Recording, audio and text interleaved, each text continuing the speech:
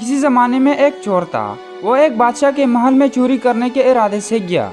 रात का वक्त था और महल के एक कमरे से बादशाह और उसकी बीवी की गुफ्तगू की आवाज़ आ रही थी।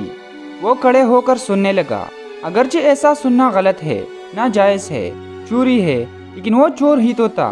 उस चोर ने सुना कि बादशाह अपनी बीवी से कह रहा है कि मैं अपनी बेटी की शादी ऐसे आदमी से करूँगा जो निहायत मुत्तकी और फरेजगार हो, बहुत अल्लाह वाला हो। जब चोर ये बात सुन रहा था तो उसके दिल में ख्याल आया कि क्यों न मैं कुछ ऐसा बनकर दिखाऊं कि बादशाह मेरे साथ शहजादी की शादी कर दे। दिल में एक हर्ष पैदा हो गई। अब वो चोरी करना तो भूल गया, लेकिन धोखा देने पर उतर आया और घर जाकर बहुत देर तक सोचने लगा कि किस तरह मैं इस बात में कामयाब हो सकता हूँ। फिर एक तदबीर उसकी समझ में आई कि बादशाह के महल के करीब एक मस्जिद है।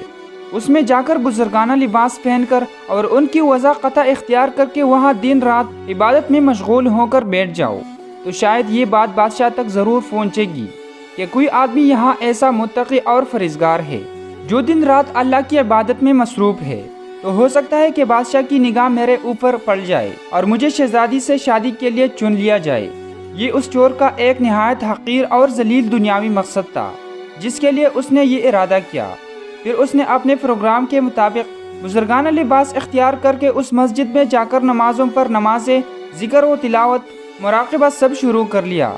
दिन गुजरते रहे और लोगों में शोहरत होती गई कि कोई अल्लाह वाले बहुत बड़े वली यहाँ आ गए हैं जो दिन रात इबादत करते हैं। यहाँ तक कि ये बात बादशाह तक पहुँच गई कि यहाँ कोई अल्लाह वाले आकर बैठे हैं। जवान इबादत में लाजवाब, तक़वा व तहारत में बेनज़ीर। जब बादशाह को ये बात मालूम हुई तो उन्होंने अपने इरादे के मुताबिक गौर फिक्र शुरू कर दिया कि शहजादी के मुतालिक जो सोचा था उसके लिए उसी का इंतखाब क्यों न कर लिया जाए। बादशाह ने इस सिलसिले में गुफ्तगू के लिए अपने वज़ीर को भेजा।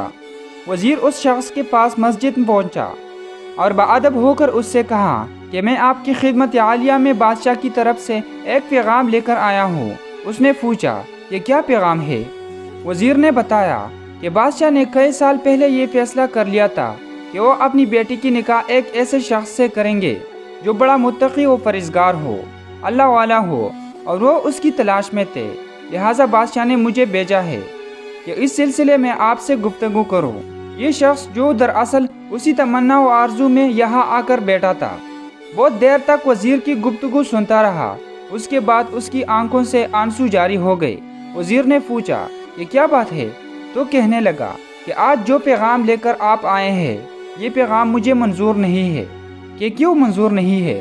उस शख्स ने कहा कि देखिए, मैं साफ साफ बात आपको बताता हूँ कि मैं असल में एक चोर था और एक मरतबा बादशाह के महल में चोरी के इरादे से गया था। फिर जो कुछ भी हुआ उसको सुनाया और उसके बाद उस चोर ने कहा कि मैंने तो ये वज़ाक़त इसी हर्ष की वजह से इख्तियार की थी, लेकिन मैं यहाँ आकर बैठा तो मेरे खुदा ने मुझे अपना बना लिया। अब बस उसके बाद मुझे और किसी की ज़रूरत नहीं। मेरे लिए मेरा खुदा काफ़ी है। बेशक जब इबादत हो जाए, नमाज हो जाए, ज़िक्र हो जाए और हमारी दीगर इबादतें वाकई इबादतें हो जाए तो बेशक ये नमाजें और इबादतें इंसान को बुराई से रोकती है।